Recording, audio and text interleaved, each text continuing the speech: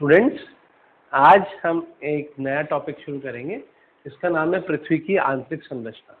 पृथ्वी, जिस धरातल पर हम रहते हैं, जिस पृथ्वी पर जिसको हम जानते हैं, लेकिन उसके आंतरिक संरचना कैसी है इसके बारे में हम बहुत कम विद्यार्थियों को पता है। फर्स्ट ईयर में भी ये टॉपिक है।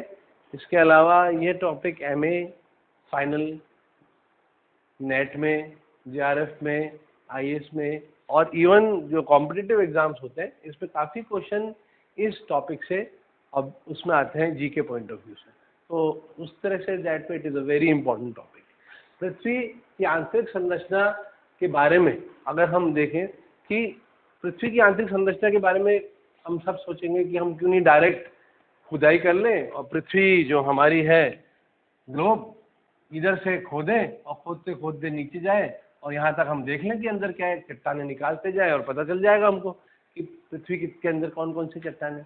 लेकिन प्रॉब्लम ये है कि पृथ्वी के अंदर ऐसा सोचा भी कई वैज्ञानिकों ने, तो उन्होंने एक प्रोजेक्ट भी शुरू किया साइबेरिया में, USA के नॉर्थ में, कि हम ऐसा कोशिश करते हैं। बहुत बढ़िया मशीन उन्होंने बनाई और ड्रिलिंग मशीन उस पर, और उसको खुदाई करनी शुरू करी और खुदाई करके सोचा कि हम इतना गहरा तक खोद लेंगे कि हम पृथ्वी के अंदर प्रत्यक्ष रूप से या डायरेक्टली हम ये चट्टानें निकाले के महसूस कर लेंगे कि किस तरह की चट्टानें अंदर हैं और पृथ्वी का अंदर का इंटरनल स्ट्रक्चर या आंतरिक संरचना कैसी है। परंतु वो फेल हो गए। 8 किलोमीटर से नीचे जाने पर वह और खुदाई नहीं कर पाए। क्यों? क्योंकि जैसे जैसे हम पृथ्वी के नीचे जाते हैं पृथ्वी का टेम्परेचर बढ़ता चला जाता है और एक लिमिट के बाद सारे इक्विपमेंट, हमारी ड्रिलिंग मशीन काम करना बंद कर दिया, तो वो प्रोजेक्ट काम में नहीं किया। अब पृथ्वी की आंतरिक संरचना के बारे में प्रत्यक्ष ज्ञान तो है नहीं, ये बात तो तय है। तो जो भी हमको पृथ्वी के बारे में डायरेक्ट नॉलेज ना होने के कारण जो भी हमें नॉलेज है वो इन्फरेंसेस के द्वारा है। इन्फरेंस मतलब हम किसी साइंटिफिक फैक्ट के बेसिस पे हम ये निकालते हैं कि क्या हो सकता है। डायरेक्ट ना होके हम किसी साइंटिफिक या एक वैज्ञानिक तथ्य के आधार पर ये निकालते हैं कि अंदर पृथ्वी के अंदर कैसी संरचना होनी चाहिए। तो अब वो कुछ साक्ष्य हैं, उन साक्ष्य के आधार पर हम ये निर्धारित करते हैं कि पृथ्वी की आंतरिक संरचना कैसी है। अब वो साक्ष्य कौन से हैं? तो साक्ष्य को समझने के लिए ये एक चार्ट है। पृथ्वी से संबंधित जो साक्ष्य हैं, साक्ष्य को कहेंगे हम एविडेंसेस कह सकते हैं इंग्लिश में। एविडेंसेस कि कौन से एविडेंसेस है जिनसे we can know about the internal structure of the earth. वो 3 तरह के साक्ष्य हैं। पहला है पृथ्वी के उत्पत्ति संबंधी सिद्धांत। अब पृथ्वी के उत्पत्ति संबंधी सिद्धांत हमने पढ़े हुए हैं और फर्स्ट ईयर में तो पहला ही चैप्टर है। अदरवाइज ये सिद्धांत हमने कई तरह के सिद्धांत दिए हुए हैं, समझिए 15-16 तरह के सिद्धांत है जो कि दिए गए हैं। और हर सिद्धांत जो दिया गया है, पहला सिद्धांत मान लीजिए लाप्लास की थ्योरी है या नेबुलर हाइपोथेसिस या ग्रहाणु संकल्पना है, या जितनी भी संकल्पनाएं दी गई हैं वो एक दूसरे के ऊपर आधारित हैं। मान लीजिए किसी ने एक सिद्धांत दिया तो उसके जो नेगेटिव पॉइंट्स है उसके आधार पर दूसरी सिद्धांत दिया गया। तो अल्टीमेटली हमारे पास कोई भी एक ऐसा सिद्धांत नहीं है जिसके बारे में हम कह सके कि ये पृथ्वी की आंतरिक उत्पत्ति जो है, पृथ्वी की उत्पत्ति को समझाने वाला एकदम सटीक सिद्धांत। जो लेटेस्ट सिद्धांत है वो बिग बैंग थ्योरी है, जिसको हम साइंस सबसे ज़्यादा मानते हैं कि सबसे अधिक सत्यापित या सबसे ज़्यादा रिसेंट या साइंटिफिक थ्योरी। लेकिन पृथ्वी की उत्पत्ति सिद्धांत पर आधारित हम कोई भी ऐसे एविडेंसेस डिराइव नहीं कर सकते। ऐसे कोई से भी हम साक्ष्य नहीं मिलते हमको जो कि हमारी पृथ्वी की आंतरिक संरचना के बारे में बताए। मान लीजिए ग्रहाणु संकल्पना है, वो ये मानती है कि पूर्व में जब आदिकाल था उस समय ब्रह्मांड में क्या थे? ग्रहाणु थे, छोटे छोटे कण थे। वो बाद में आपस मिलके एक ठोस पृथ्वी का निर्माण किया। तो उसके आधार पर पृथ्वी ठोस होनी चाहिए। जो वायव्य राशि कल्पना है या नेबुलर हाइपोथेसिस है वो ये कहती है कि पहले वायु राशि थी, पृथ्वी के अंदर जो कण थे और वो गोल गोल घूम घूम के एक्रीशन यानी उनके अंदर जुड़ाव होता गया और उसके बाद वो एक ऐसा वो बन गया, गोला बन गया, जो बाद में सॉलिड होकर क्या बन गया? पृथ्वी नुमा बन गया। तो इसका मतलब आंतरिक भाग में पृथ्वी की वायु होनी चाहिए। लेकिन कोई भी तथ्य पर हम हमारी पृथ्वी की आंतरिक संरचना को आधारित नहीं कर सकते, क्योंकि ये सारी जो संकल्पना है, उत्पत्ति संबंधी जितने भी थ्योरीज है, सिद्धांत है, ये खुद ही विरोधाभासी हैं। सब में ही प्रॉब्लम है।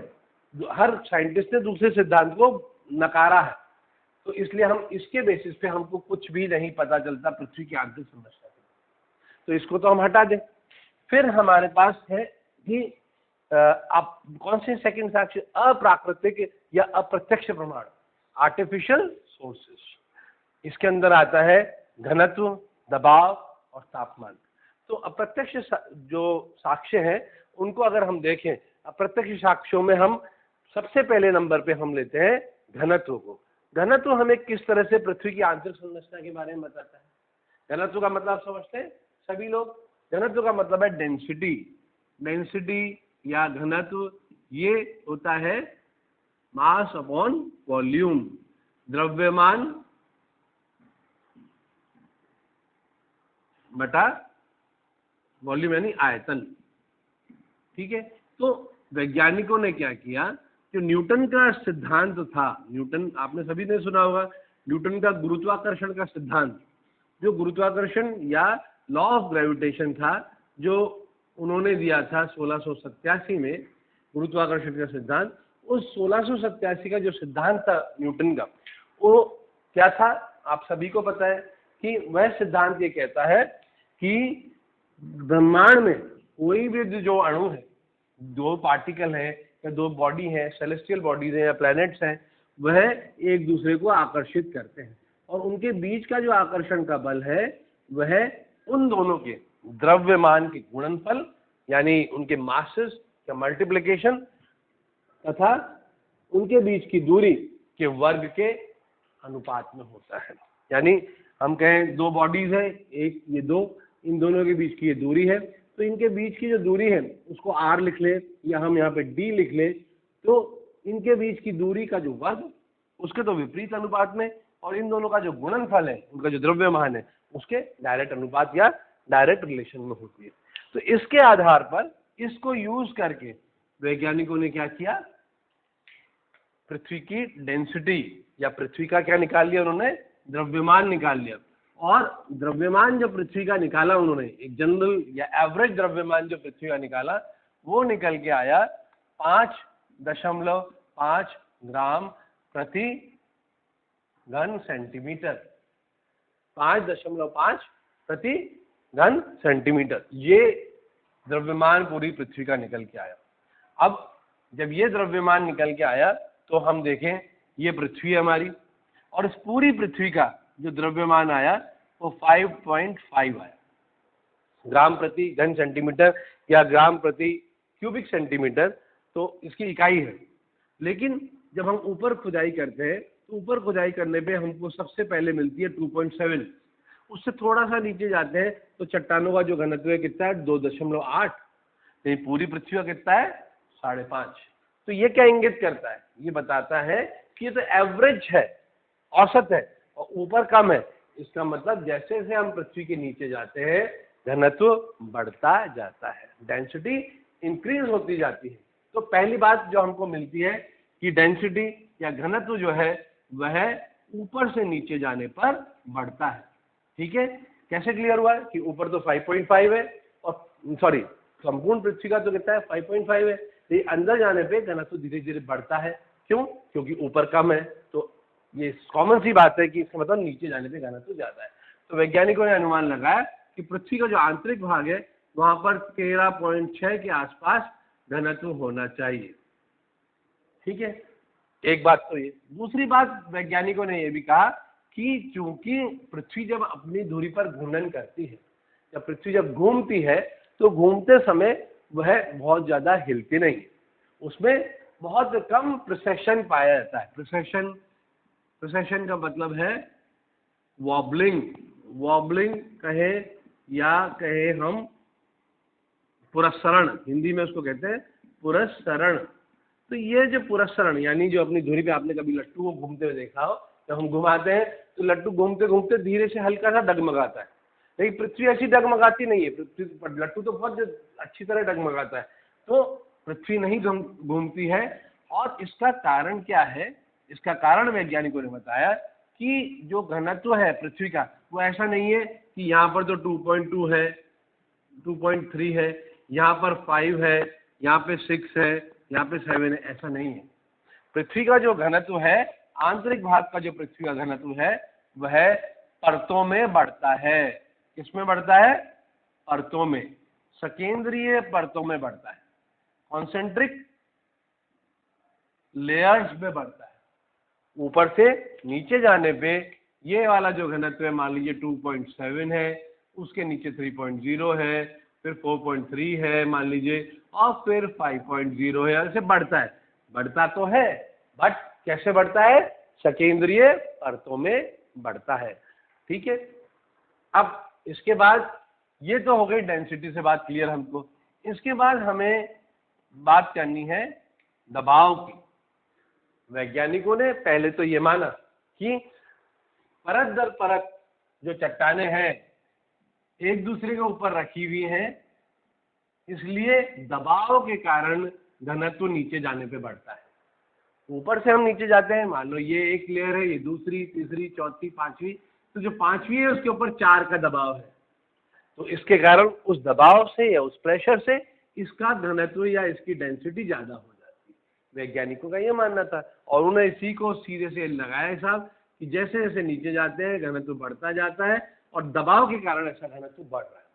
तो सोचा चलो हम इसको लैब में भी परीक्षण करके देखते हैं। लैब में जब परीक्षण किया इसका, तो ये पाया कि दबाव बढ़ाते गए, घनत्व बढ़ा, बट एक लिमिट के बाद घनत्व बढ़ना बंद हो गया। क्यों? उसका कारण वैज्ञानिकों ने बहुत कोशिश की कि क्यों नहीं बढ़ रहा है। तो 2 पार्टिकल या 2 एटम्स या 2 अणु या परमाणु के बीच में बॉन्ड पाया जाता है। बॉन्ड जिसको हिंदी में क्या कहते हैं? बंध पाया जाता है, और इस बंध को एक लिमिट तक ही आप छोटा कर सकते हैं दबा के, उससे ज्यादा नहीं कर सकते, बहुत ही ज्यादा स्ट्रॉन्ग या प्रबल होता है। तो इसलिए ये बात भी गलत हो गई कि दबाव बढ़ाने से, अभी तक तो ये सोचा था हमने कि दबाव जितना बढ़ेगा उतना दबाव हम के बढ़ने से घनत्व जो है वह भी बढ़ेगा, घनत्व भी बढ़ेगा। नहीं, एक लिमिट तक, एक लिमिट के बाद दबाव बढ़ने पे घनत्व नहीं बढ़ेगा। तो फिर उनको लगा जब दबाव बढ़ने पे घनत्व नहीं बढ़ रहा है तो क्या कारण है? तो दबाव बढ़ने पे घनत्व नहीं बढ़ रहा, तो उन्होंने कहा इसका सीधा सा मतलब है कि पृथ्वी के नीचे जाने पर, हम जब पृथ्वी के अंदर जाते हैं, आंतरिक भाग में जब जाते हैं, तो 2 चीजें घनत्व से पता चली कि नीचे जाने में बढ़ता है, सकेंद्रीय परतों में बढ़ता है, कॉन्सेंट्रिक रिंग्स में बढ़ता है, लेकिन इसलिए बढ़ता है कि आंतरिक भाग में जो चट्टानें हैं वो भारी पदार्थों से निर्मित है। उनका मूल नेचर, उनका नेटिव स्वभाव, नेटिव जो नेचर है एलिमेंट्स का, जो उसमें तत्व पाए जाते हैं वो भारी होते हैं। यानी ऊपर हमको मिलते हैं सिलिका, ठीक है, कार्बन, एल्युमिनियम, ये ज्यादा मिलते हैं, और नीचे जब हम जाते हैं तो हमको लोहा, कोबाल्ट, निकल, ऐसे भारी पदार्थ नीचे मिलते हैं। और इसी कारण ऊपर से नीचे जाने पर हमारा क्या बढ़ता चला जाता है? घनत्व बढ़ता जाता है। तो ये बात दबाव से क्लियर हो गई। थर्ड पॉइंट है तापमान। तापमान के रेफरेंस में ये जो हमारी पृथ्वी है उसके अंदर हमें पता है कि रेडियो सक्रिय पदार्थ पाए जाते हैं, और ये भी हमको पता है कि ऊपर से नीचे जब हम जाते हैं पृथ्वी में तो तापमान बढ़ता है।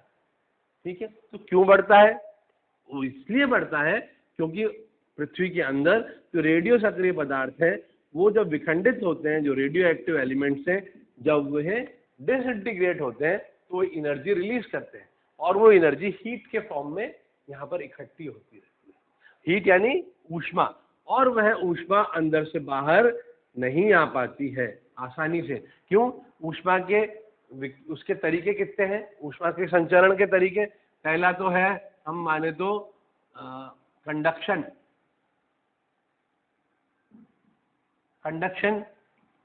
दूसरा है कन्वेक्शन। कन्वेक्शन का मतलब होता है संवहन। और तीसरा है हमारा विकिरण।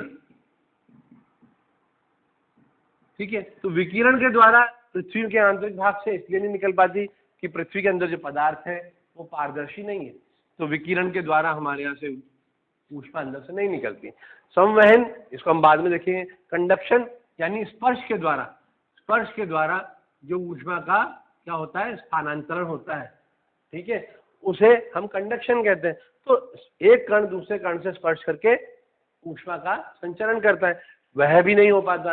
क्यों? क्यों? अगर हम होता है लेकिन बहुत कम मात्रा में होता है। अगर हम देखें तो अगर पृथ्वी के अंदर ऊष्मा निकली हो अंदर से, तो वह पृथ्वी की सतह पर आने में उसको कई अरबों वर्षों का समय लग जाएगा नीचे से ऊपर आने में, और यह काल बहुत ज्यादा है। तो ऊष्मा नीचे संचित होती जाती है। तो ऊष्मा जो नीचे संचित हो रही है वो आखिर बाहर कैसे आती है, निकलती कैसे? वह निकलती है किसके द्वारा?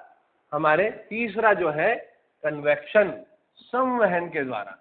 संवहन यह प्रूव हो चुका है हमारी बात कि हम अध्ययन के द्वारा वैज्ञानिकों के, कि पृथ्वी में क्या पाया जाता है? महाद्वीपीय प्रवाह पाया जाता है, कॉन्टिनेंटल ड्रिफ्ट पाया जाता है।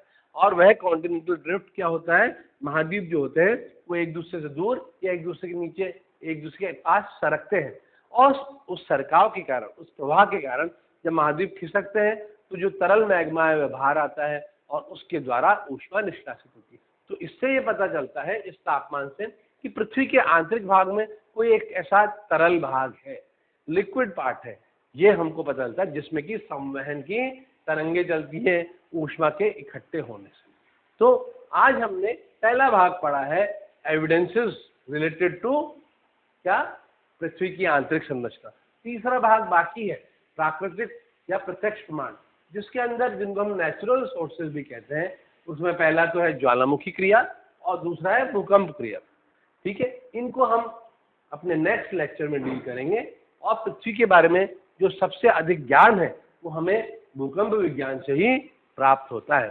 तो हम अपने नेक्स्ट लेक्चर में इस बात को पूरी तरह से देखेंगे। मैं उम्मीद करता हूं कि आपको इसमें समझ में आया होगा, और अगर नहीं समझ में आया तो कमेंट बॉक्स के अंदर आप अपने कमेंट्स डाल के पूछ सकते हैं। Thank you.